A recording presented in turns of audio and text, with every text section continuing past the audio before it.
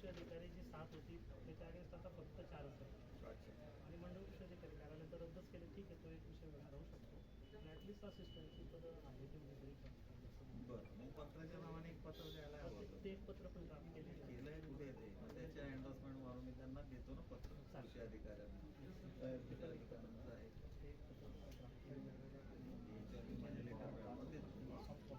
Letter मिळावं देतो. आता परवा गेला की परवा देतो.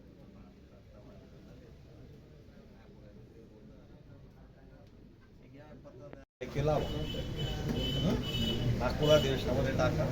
आपल्या पुऱ्या महाराष्ट्राचा विषय असेल, महाराष्ट्राचा विषय असेल टाकावं लागेल. तालुक्याची स्पेसिफिक आपल्या तालुक्याचे फक्त महाराष्ट्राचा विषय महाराष्ट्राच्या विषयात त्यांनी बोललं पाहिजे असं मी बोलतो. महाराष्ट्र शासनाच्या कृषी विभागामार्फत 11 ऑगस्ट रोजी जो काही आकृतीबंध कृषी विभागाचा निर्धारित करण्यात आलेला आहे, यामध्ये बऱ्याचशा गोष्टी थोडं विसंगत आहेत. त्यात क्षेत्रीय पातळीवरील जी अधिकाऱ्यांची पदं अपेक्षित होती ती वाढ न करता त्यात कमी करण्यात आलेली आहे.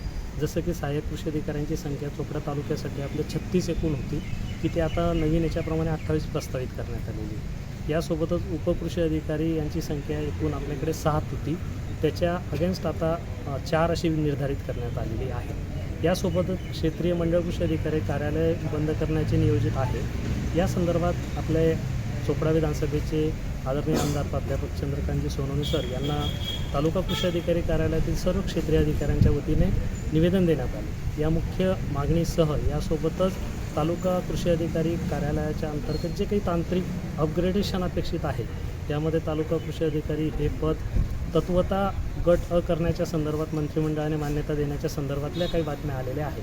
त्यावर त्वरित निर्णय अंतिम करून हा क्षेत्रीय स्तरावरील सर्व कर्मचाऱ्यांना फायदा होण्याच्या दृष्टिकोनातून हा निर्णय त्वरित अंमलात आणावा या दृष्टिकोनातून निवेदन आदरणीय आमदार साहेबांना देण्यात आलेले आहे. जे पद कमी केलेले आहे यामुळे कृषी विभागावर ताण पडेल काय?